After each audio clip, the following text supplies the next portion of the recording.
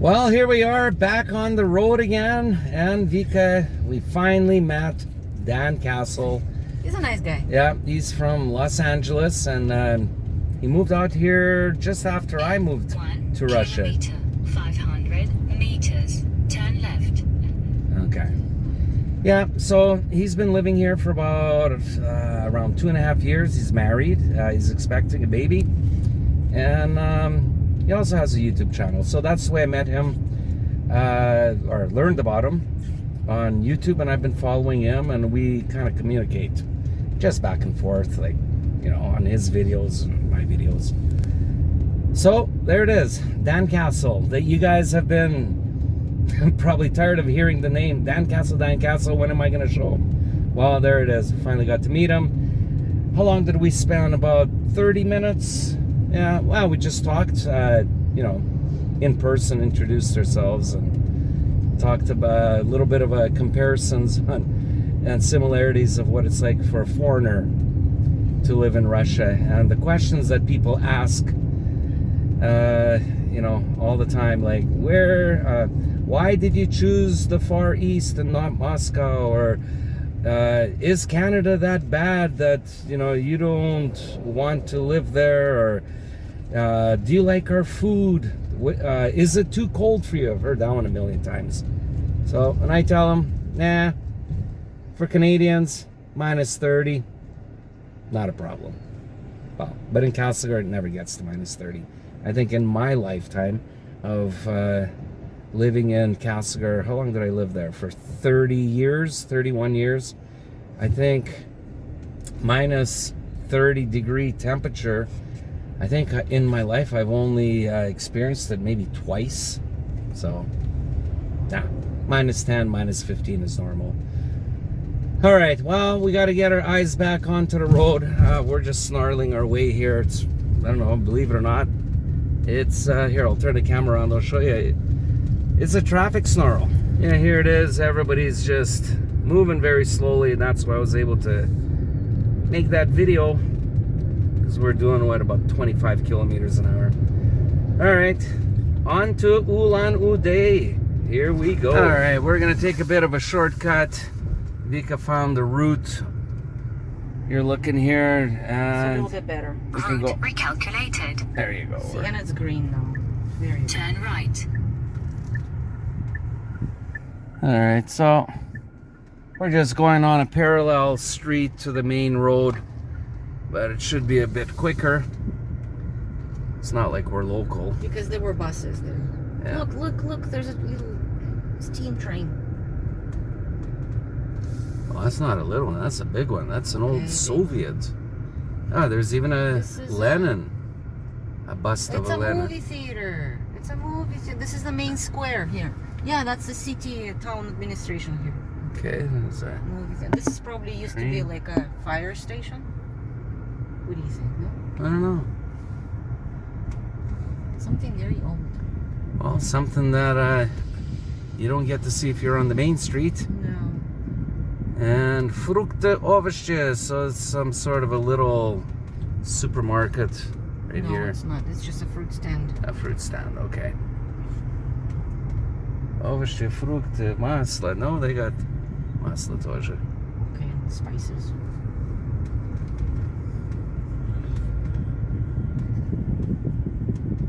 Yeah, it's Saturday today, Saturday afternoon.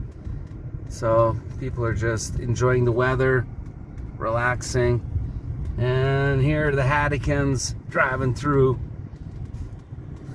checking things out, checking out the pink houses or apartment buildings. In 200 meters, turn left. All right. So our little detour is coming to the end, and we'll get onto the main road that will take us to Ulan Ude. Turn left. All right, we got to turn left. All right, and we're getting out of town. Vika, how many kilometers do we got to go? Our map just said turn left and then straight 336 kilometers. So we got to go 336 kilometers, so that should take us about 4 hours, I'm thinking. Well, the map says 5 hours. We'll see how fast we can do it. Okay, yeah, it all depends Say on... goodbye to the lake. Well, we'll be paralleling it for a little while yet. But yeah, the road along the lake is twisty, turny. When we were coming here, Yeah. it was all brown because it was cloudy and Yeah. gloomy, and now it's all blue. Blue, blue, blue. Very beautiful. It is beautiful. Watch for falling rocks. Okay. And Slyudyanka Roadside sign. violation camera ahead. Roadside violation camera ahead. Goodbye, Slyudyanka. Goodbye, Dan. On to Ulan Ude. Oh, what's this little monument? Look like an astronaut. Yeah.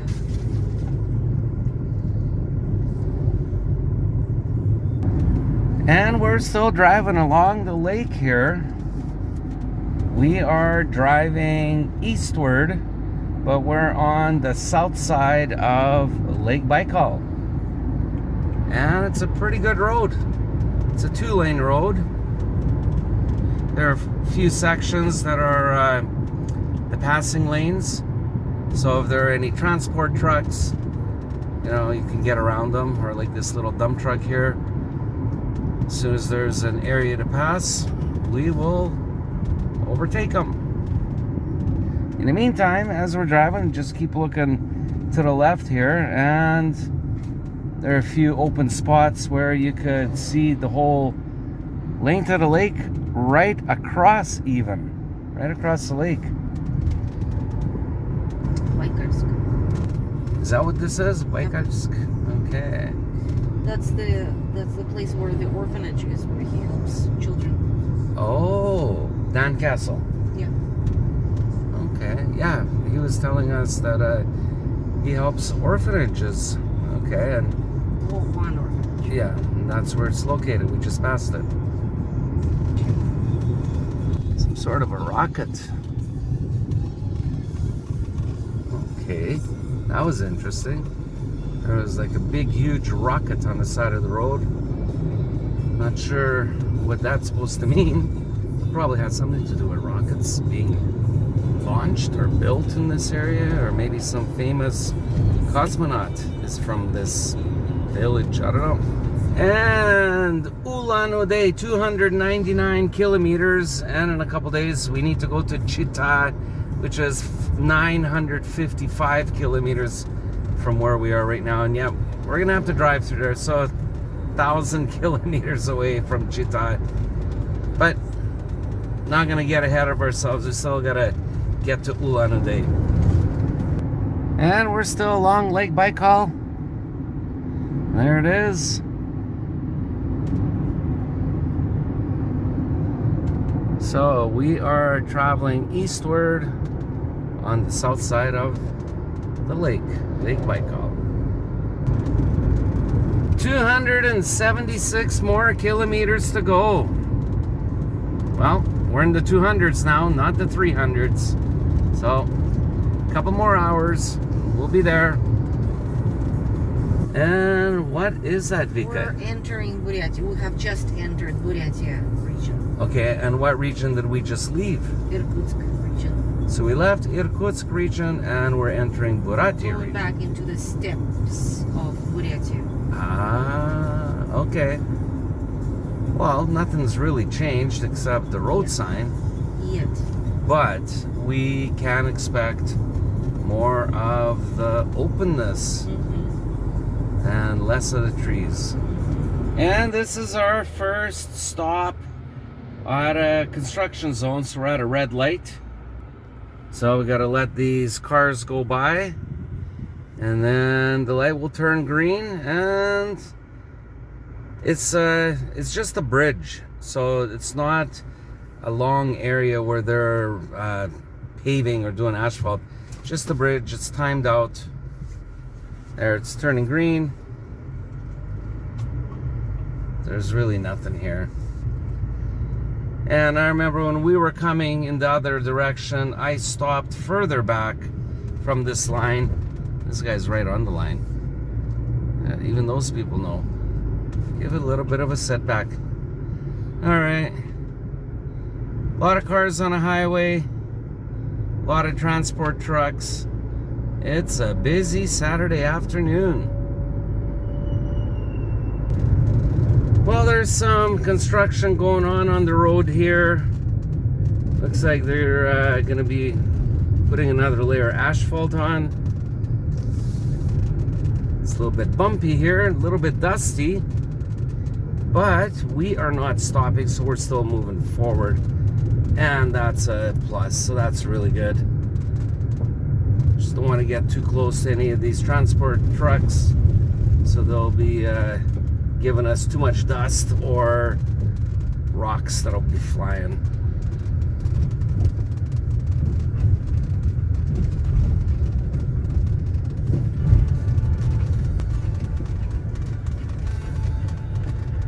Oh, this truck is smashed a little bit. Right on the side there. And here's a Russian car, Zhiguli.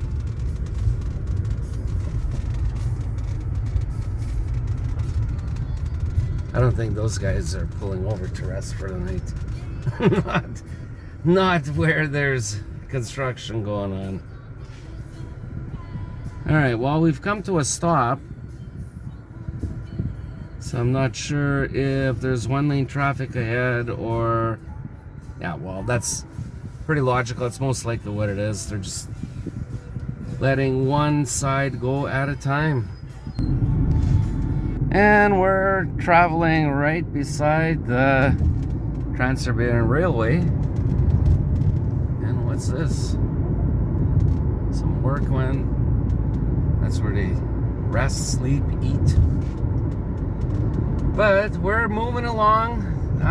There were those transport trucks that we were following. We passed them. And still moving east in a direction towards Ulan Ude.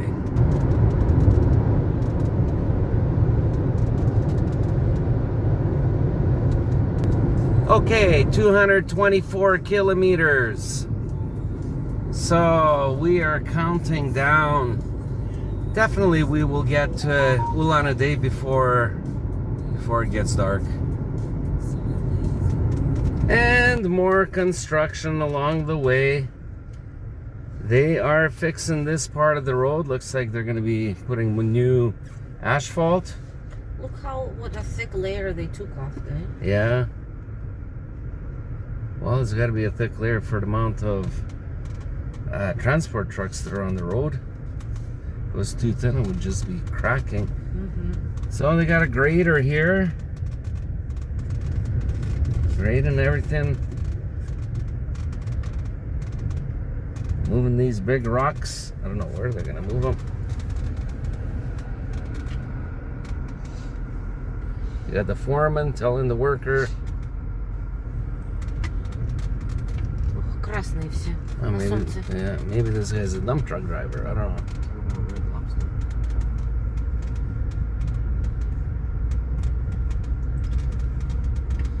And the dump truck driver is backing up, bringing more gravel. They got the transit there. They're serving. A lot of action going on here. Oh yeah, these dump trucks, they're all filled. They're waiting to unload. And of course, you got the transports that are stopped by here. And you got some babka here selling their, I don't know. Mushrooms. Mushrooms, either that or she's fortune telling. I don't know. Alright. Well, this is what the road will look like. Nice and smooth sailing. Well, here's an old transport truck that crashed and burned. I don't know how long it's been there, but we saw it a couple days ago when we were driving, and I have a feeling that they probably just left it there. That could have been maybe last year or whenever. And just kind of a message to other transport drivers, you know, of the consequences of bad driving behavior. You know, you can get into a crash or something. So I think that is why they're not taking that away. It's just a reminder to all the truck drivers that are on this road. And along the road here, you've got people who are selling, I don't know, what did he say? Berries. Is that berries? Uh-huh. All right. Berries, berries, berries. And we are coming to a stop. There's a stop sign ahead for one-lane traffic going across the bridge. So it's a timed, so it's probably got to wait less than 2 minutes. And here it is. It's a very narrow bridge. Oh, they need to work on this thing. And yeah, it's a 2-minute time each direction.